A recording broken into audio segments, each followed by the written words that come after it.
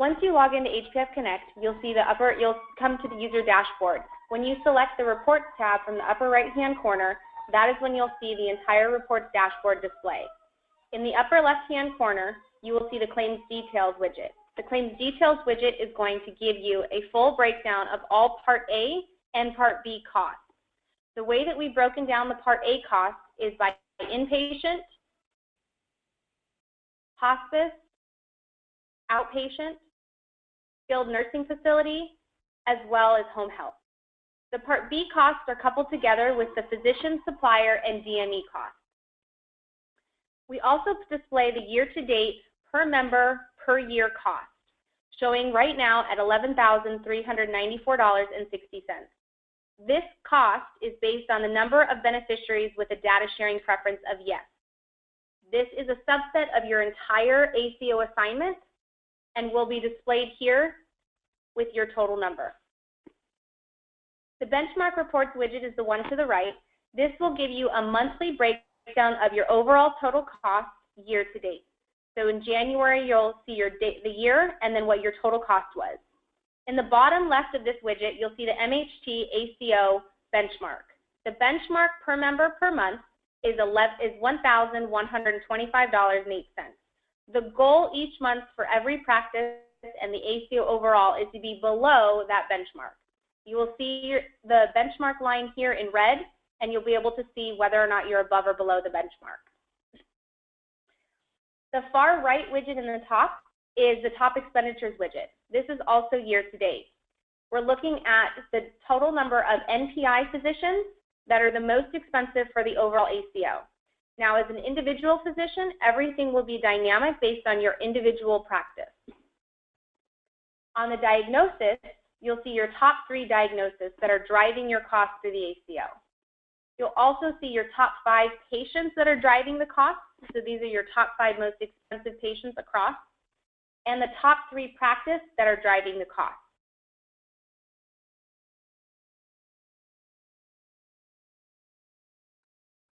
On the second row of the reports dashboard, you'll see the ACO measures widget. This widget is currently inactive and is in development. The frequently accessed reports is over to the right. This is going to give you a breakdown of basic reports that have been continuously requested from us so that you can get quick access to quick information. The first report we have is the frequent ER outpatient visit report. As you can see, we've listed the date range as well. So this one is a 12-month report.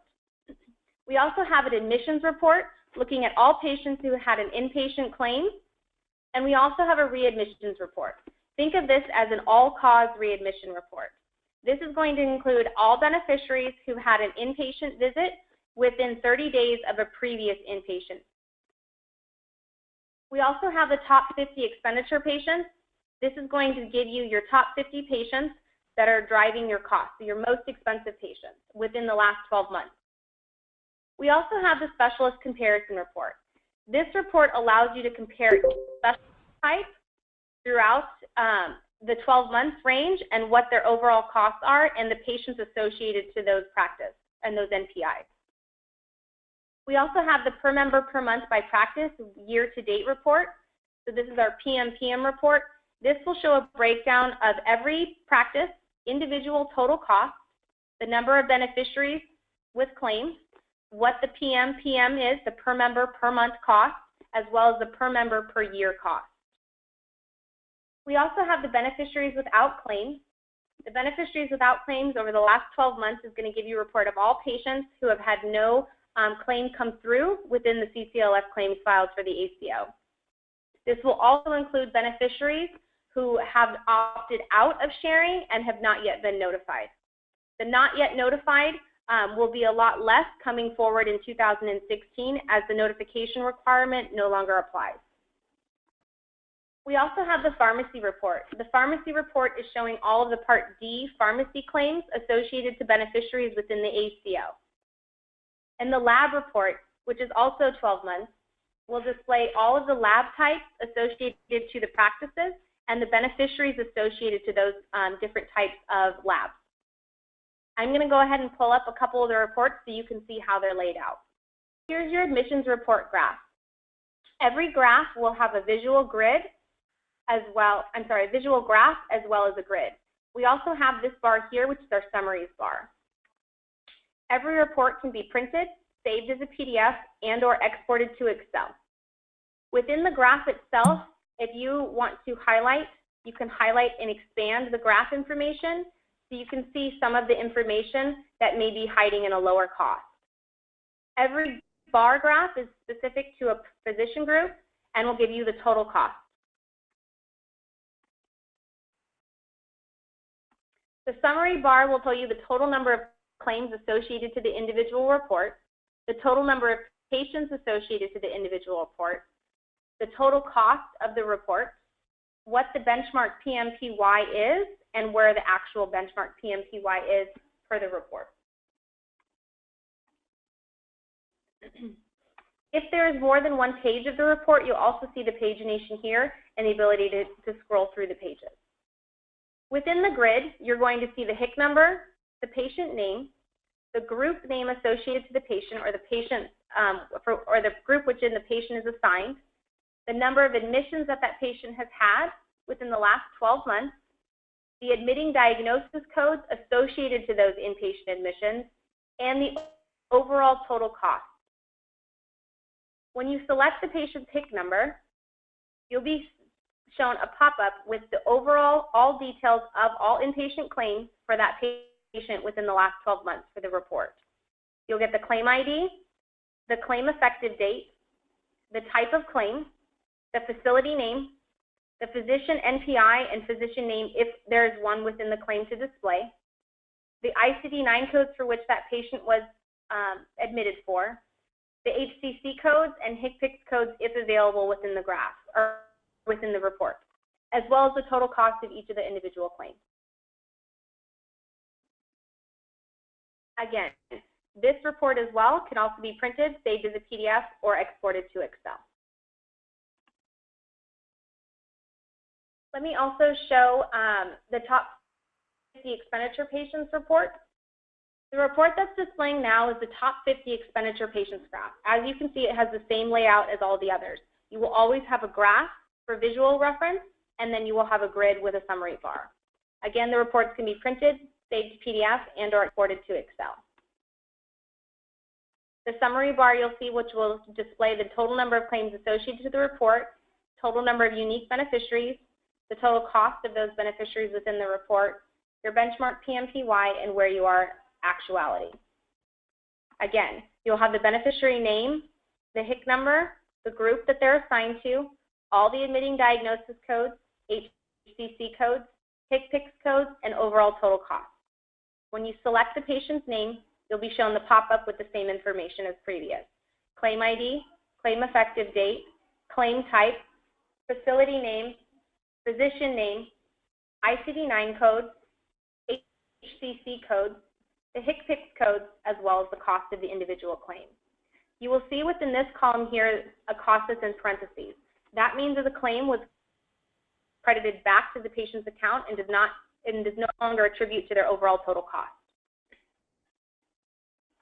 The last two rows on the reports dashboard are referral reports and patient census. The referral reports action will display the total number of referrals by service as well as by provider. When you hover over the graph, it's going to give you a breakdown of what service was ordered and the total number of referrals for that service. In volume by provider, you will see the provider associated to the referral and the total number of referrals received. The average days to acknowledge, that's going to identify the total number of days that referrals are sitting within the queue with no action taken upon them. You'll also be shown the number of referrals which have been denied. This will help you to refer back into the referrals to see what are the reasons for those denials. When you select within the widget itself, you'll be shown the referral reports. You can pull referral reports by volume, which allow you to put in a date range, select an individual provider, a service type, and or appointment date. You also have referral status, which you can put in a date range, which will display all referrals accepted within the date range, denied within the date range, those that are in process, and you can filter by incoming or outgoing.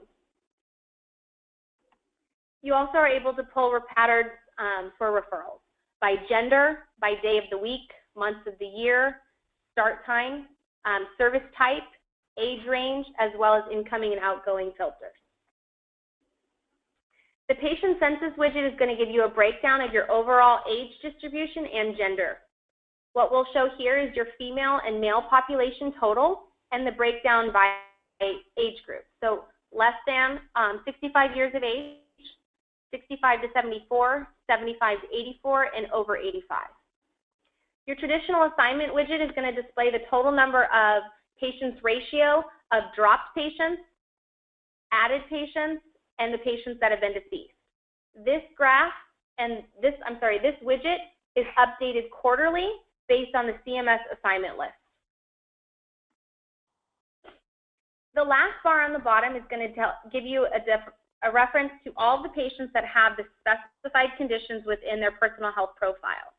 Currently, the personal health profile is not active within the build. Once this page becomes active, you will see a full number and be able to display a list of patients with each of those conditions.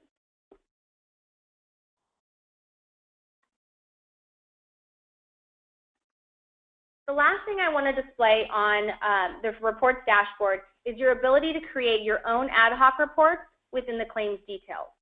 When you select anywhere within this widget, you'll be taken to the claims details report page. The claims details report page has multiple filters for you to create your own report. You can select a date range, you can select a provider, you can select any practice. If you're logging in from your own practice, you'll be limited to just your practice and your providers within your practice. You will not be able to see claims details from other practices outside of your own. You'll be able to select which claim types you want to include in your report, which specialties you'd like to include within your report or filter to your report, the cost range of claims, PIC number, you can search for an individual patient, gender, by age group, zip code, HCPCS code. All of the codes within the system are smart lookups, so as you start to type, you'll be giving a list. You can also enter in multiple codes. You can select a condition grouping. You can enter in an ICD-9 code. You also have the ability to add multiple codes for this filter as well, and HCC codes. As you type, you can add multiple codes here. You also have the ability to add discharge status codes to this report. You can select any of the status codes within the box. As it is a checkbox, you can add multiple codes to this as well. Again, when you generate the report, every report will have a graph for you to view as well as a grid. Within this page as well, you have the ability to view your quarterly reports called your claims aggregate. Within this page, we have multiple claims aggregate reports from the quarterly reports that come out from CMS that we've given you a graphical representation for your review. The beneficiary activity report, this report is going to display the number of claims by primary care services assigned to each of the beneficiaries within the ACO. It will show you the number of beneficiaries with one primary care service code, as well as those that have over 21 primary care service codes billed. This is within within the year. The allowed charges graph. This graph is going to tell you the number of beneficiaries who received a majority of their primary care services billed within the ACO. So when you look at this report, you'll see a total number of beneficiaries at 7,513. The number of beneficiaries that have a 1.0 means that 1,631 beneficiaries have had all of their primary care services or 100% of their primary care services billed with a provider within the ACO. When we look at the last row, 569 beneficiaries have only had 0 to 19% of their primary care visits billed with a provider within the ACO. That means that they're seeing providers outside of the ACO that are billing for primary care services.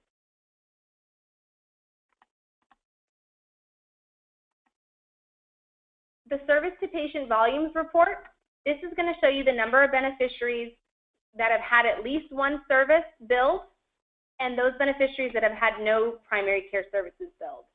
These patients haven't had a primary care service visit or a claim associated within the last assignment year. The age distribution report also gives you a graphical representation of your total age breakdown, so you're able to see your beneficiary total and then the breakdown by individual total as well as percentage. On the front end, we also break this down by gender. Beneficiaries by county, this report's just going to give you a breakdown of the number of beneficiaries and the percentage distribution of your beneficiaries by counties within your ACO is involved with it. So you'll have the county name, the state, the county number, the number of beneficiaries that are assigned within that county, and what that percentage breakdown is.